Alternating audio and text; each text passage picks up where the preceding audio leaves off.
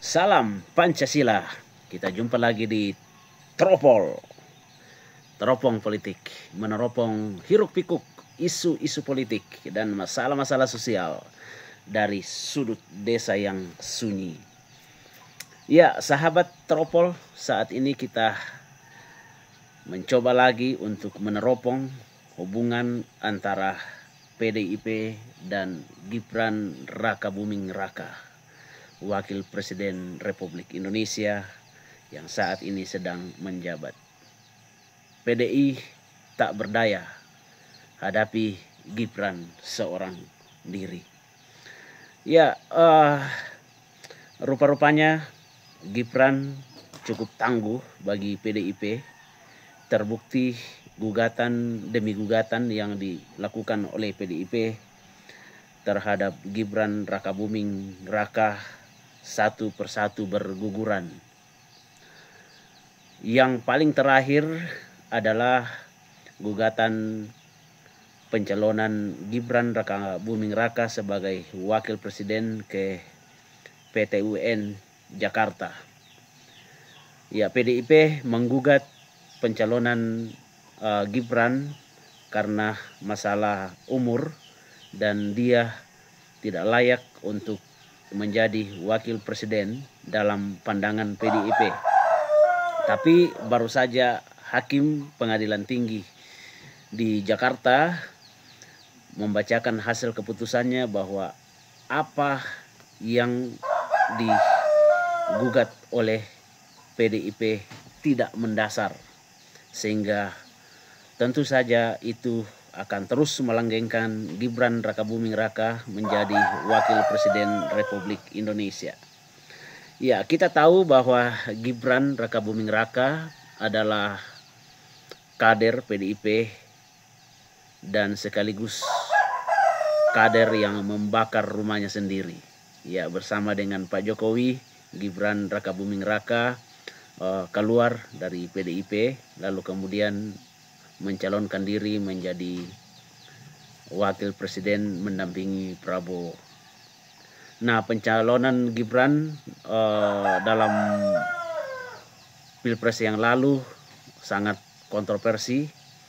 Ya, selain dianggap melanggar konstitusi, dia juga memanfaatkan sang paman ya ataupun jaringan-jaringannya yang ada di Mahkamah Konstitusi, sehingga aturan tentang batas umur pencalonan wakil presiden harus diubah sehingga memuluskan Gibran untuk masuk menjadi wakil presiden mendampingi Prabowo Subianto. Nah, apa yang dilakukan oleh PDI ini tidak berdaya lagi. Ya, PDIP rupa-rupanya tidak berdaya lagi untuk menghadapi Gibran. Terbukti dari gugatan ke Mahkamah Konstitusi yang lalu juga tidak berhasil. Lalu kemudian ke PT UN tapi juga tidak berhasil. Sehingga pada akhirnya PDIP harus gigit jari dari perjuangan-perjuangan yang dilakukan selama ini. Nah, menurut saya ada senjata atau peluru terakhir yang bisa dilontarkan oleh PDIP untuk mengagalkan Gibran menjadi wakil presiden. Tapi itu pun saya pikir itu tingkat keberhasilannya kecil sekali, yaitu tentang kasus Fufu Fafa. Ya, saya pikir ini bisa dilakukan oleh PDIP atau lawan-lawan Gibran. Paling tidak ini bisa menurunkan pamor dari seorang Gibran sehingga bisa tidak mencalonkan diri lagi di 2029 mendatang. Kalau itu berhasil dibongkar bahwa pemilik akun Fufu Fafa itu adalah Gibran Rakabuming Raka, maka itu kemungkinan besar ya sedikit akan menurunkan popularitas Gibran sehingga ia bisa dicegah menjadi calon presiden lagi di 5 tahun yang akan datang. Ya, tapi kasus ini tidak bersentuhan langsung dengan PDIP, Artinya di dalam akun itu PDIP tidak disinggung sama sekali, tapi bisa saja bekerja sama dengan orang-orang yang disinggung di dalam kasus Fufu Fafa itu, sehingga PDIP bisa memanfaatkan situasi ini untuk setidaknya meredam langkah Gibran untuk menjadi presiden ataupun calon presiden yang akan datang.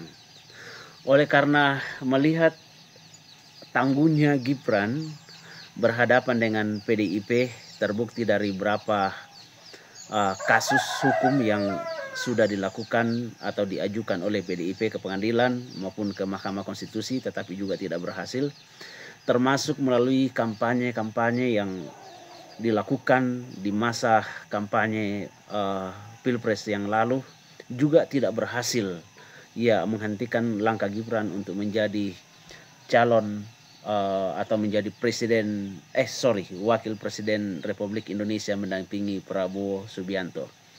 Karena itu, melihat dari situasi ini, maka sebenarnya hal yang paling penting dilakukan oleh PDIP saat ini adalah bagaimana turun ke bawah untuk memperkuat akar rumput. Ya, akan sangat merugikan PDIP ketika PDIP terus melakukan konfrontasi dengan melontarkan perlawanan-perlawanan yang sebenarnya tidak akan memberikan dampak yang signifikan terhadap status Gibran. Jadi menurut saya hal yang paling rasional dilakukan oleh PDIP saat ini adalah bagaimana benar-benar melakukan pendidikan politik terhadap masyarakat, turun ke akar rumput untuk memperkuat konsolidasi sehingga dia tidak ditinggalkan oleh pemilihnya. Ya, PDIP menurut saya adalah satu-satunya partai ideologis yang sampai hari ini masih dicintai oleh rakyat Indonesia. Karena itu hal yang paling penting yang harus dilakukan oleh PDI saat ini adalah turun bersama dengan rakyat, memberikan pendidikan politik kepada rakyat, lalu kemudian melihat kepentingan rakyat sehingga kejayaan bisa direbut kembali. Ya, ini juga seharusnya menjadi evaluasi bagi PDIP bahwa hampir 10 tahun bersama dengan Jokowi, tetapi juga banyak hal-hal yang dilakukan yang kemudian menurut saya bertentangan dengan keinginan-keinginan rakyat, termasuk dengan kader-kadernya yang korupsi, lalu kemudian mendukung kebijakan-kebijakan Jokowi yang pada saat itu masih menjadi kader PDIP, sehingga harusnya kegagalan-kegagalan yang dihadapi PDIP ini adalah waktu yang tepat untuk melakukan refleksi. Benarkah jargon-jargon partai wong cilik atau partai bersama dengan rakyat itu adalah benar-benar menjadi bagian dari kehidupan PDIP? Karena itu bagi saya PDIP harus turun bersama rakyat, memperkuat akar rumput, memberikan pendidikan politik, lalu kemudian menjahit kembali jaring-jaring yang selama ini sudah rusak. Saya pikir itu adalah cara yang tepat yang bisa dilakukan oleh PDIP untuk melakukan hal yang baik untuk bangsa ini. Kembali merajut jaring-jaring yang telah rusak selama ini, dibanding dengan terus menghabiskan tenaga berhadapan dengan Gibran yang menurut saya itu akan membuang waktu dan tenaga.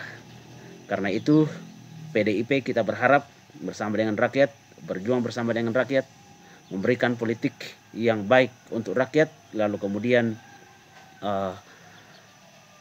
kritis terhadap hal-hal yang dilakukan oleh pemerintah.